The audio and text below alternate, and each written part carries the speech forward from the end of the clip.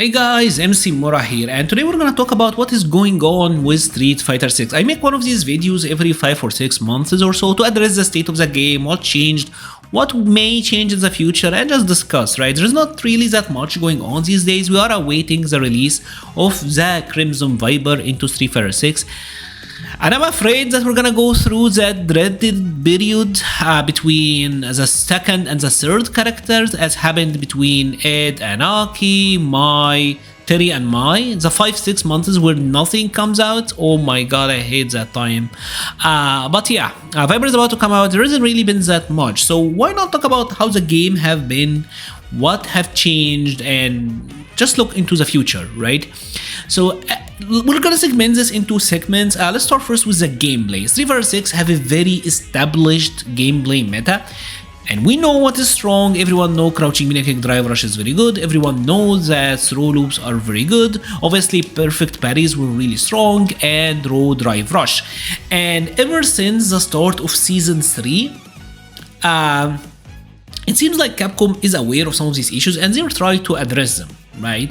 The ones that got probably the biggest attention to them was the change to parries, where perfect parry now requires a back input or a down back input, and I will say through experience we are seeing significantly less perfect parries during matches, which I feel like overall is good for the pacing of the game. They added the imperfect parries, where say that if we got Ryu here to do like a perfect parry, but he was crouching, like he's gonna get the imperfect parries. That doesn't really change the frame data, so I feel like that was a good change overall, and that was a healthy change for the game.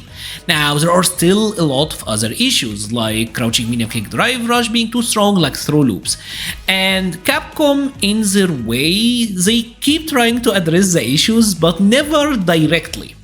So with crouching minion kick drive rush, what they try to do is alter the drive economy and what really happens. So one of the changes they made is when you happen to throw tech here, like if I happen to throw Ryu here, let's say that he now will try to throw tech, what's gonna happen is that he's gonna get drive gauge back, right? So their idea is the person that takes the grab, which in this case the defender would be, he gets a throw escape, so he gets more drive. And another change that they made is that when you happen to crouching minion kick drive rush, you can't really shimmy. Like in this situation, I can't back walk out of Ryu's throw range. They added more momentum on the drive rush lights so that you can't really shimmy. They try to weaken the offensive situation, but also at the same time make the option to take more desirable and more advantageous. In actual play, I must say I haven't really felt like this addressed the issues that much, and there are multiple reasons for this. The first one is that although this is a universal change, it is not actually, like in Ken's case for example, right? I'm gonna go for an absolute tip crouching medium kick into drive rush jab and I can't back walk. Right, I can't back walk. But if I made the same thing, but this is Ryu, well, he does get a punish counter, right?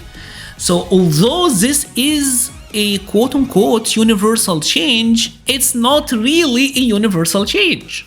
Some characters still do get away with this, right?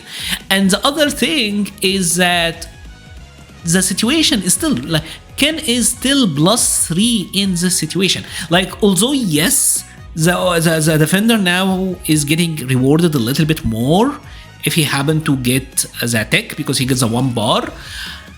What happens if he happen to try to tech immediately is he still gets frame trapped, he still gets sent to the corner where now he have to get throw looped, right? So the offensive situation is still far too strong. Like, you're still throwing out a crouching medium kick, you can't walk back, walk speeds aren't that great, and you're still getting a terribly advantageous situation, right? So I don't feel like the crouching medium kick drive rush feels fair now. It still doesn't. It still feels very, very, very strong.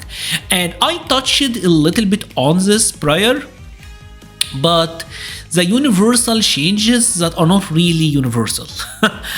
So one of the changes that they did, and a bunch of characters had this, where if they do an OD uppercut, they don't really get OK. See, Ken here is plus 22, Ryu is full screen, and he have to drive rush like the entire screen to get a heavy punch, but that is actually not real. Like Ryu here can simply just walk up jab and bam, he stops me. So Ken doesn't get OK, and that's the same applies for his level 1 super, where this now switches sides. You're gonna be like plus 9, but you're full screen. And that to me makes sense. Unfortunately, this universal change is also not so universal, because say that in the case of Ryu, he still OD uppercut, he still gets a meaty if I happen to try to wake up jab. Remember how Shanghai won Capcom Cup? If you don't remember, Mai did an ODDB into drive rush crouching medium punch. Let me actually show it to you, because Mai still do get the option. So it's like it's a universal change, but not really.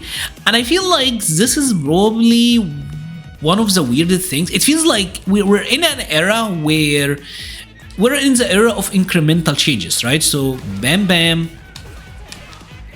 meaty crouching medium punch, right?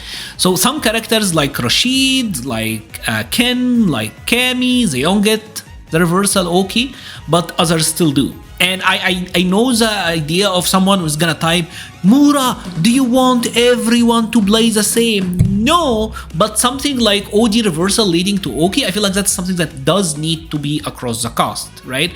And another thing that's obviously happened is a throw situation where some characters like say Ed lost their throw loop, while you have others like Ryu and others who didn't. So it is obvious that Capcom is aware of these issues, but how I want to say this, it's not like they don't want to address them, it's that they want to address them in like a very specific situation, right? They want to keep it a case-by-case basis. We are in an era of incremental changes. As a matter of fact, it is so incremental to the point that we actually played like the start of this very same Capcom Pro Tour. We started this on the season 2 patch, and this is something that has never happened before, where a Capcom Pro Tour is being played on a different seasonal patch. But that's the case. They acknowledge the issue. It seems like they know about them. They're trying to do something about them, but they always go through it with very minor changes, very incremental. It seems like Capcom is very afraid of trying to take a big risk with Street Fighter 6. They are so afraid of pulling a Tekken 8 Season 2 where they change the game drastically and now everyone's pissed off.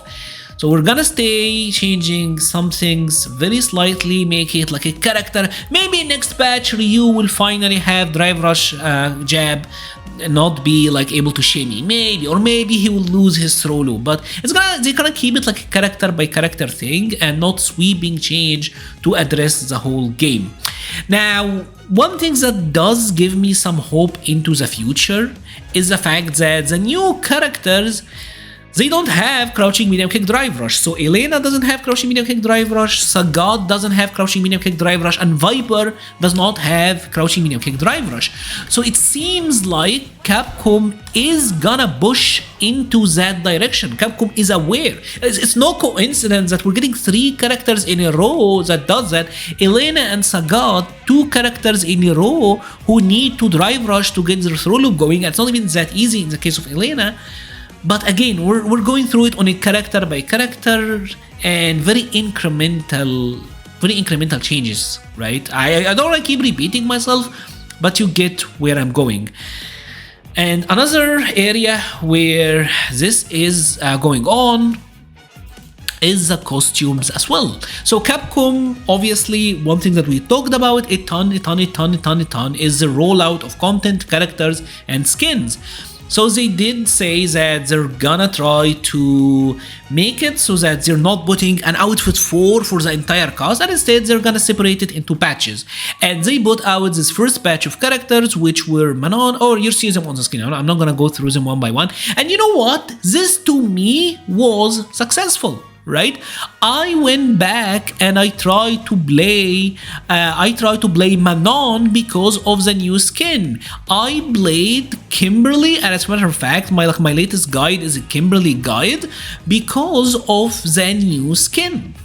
Right, and I'm sure a lot of other people, like if you're playing against anyone who uses these characters, there are very high chances that you're gonna see them using these skins.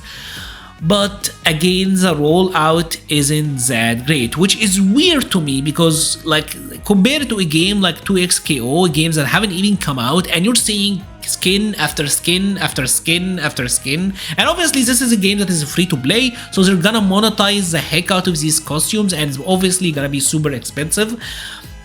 That makes sense, and even then, like, the skins are having like different effects, which, I mean, that's cool, right?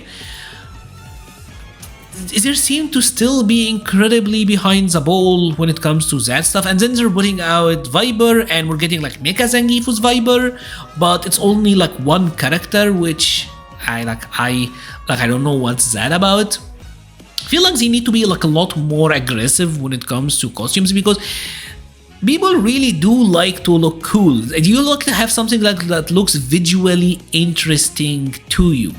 Right? That always goes like a very, very long way. Overall, with Street Fighter 6, I feel like the game, especially seeing Elena and seeing Viper and seeing Sagat, I feel like Capcom have a good direction on hand. They have something good. They can. I honestly don't. I really like the new characters and what they're doing with them. And they took away like the through loop from Ed, but Ed is still like one of the best characters in the game. He's still doing super good. The incremental changes is like a very safe way to play, but unfortunately people do need to feel a little bit more drastic changes. If we're going through it incrementally, if we're going through it slowly, but we're getting a ton of content, that would be really, really swell. But I feel like we're not there quite just yet. But I really have a lot of hope with this game because of the direction that I'm seeing Elena, Sagat, and hopefully Viper and others. Maybe another way that the characters get user drive gauge that could be really interesting. Don't forget the launch roster. Give them some sauce. Give them some spice. Anyways, what are your thoughts on the game so far? What are your thoughts on the changes? What are you expecting in the future? What are you hoping for in the future? I would love to hear your thoughts all about it in the comment section below. I will be leaving a link to the Patreon, Discord, Twitter, and Twitch pages in the description. Thank you so much for watching, and stay safe.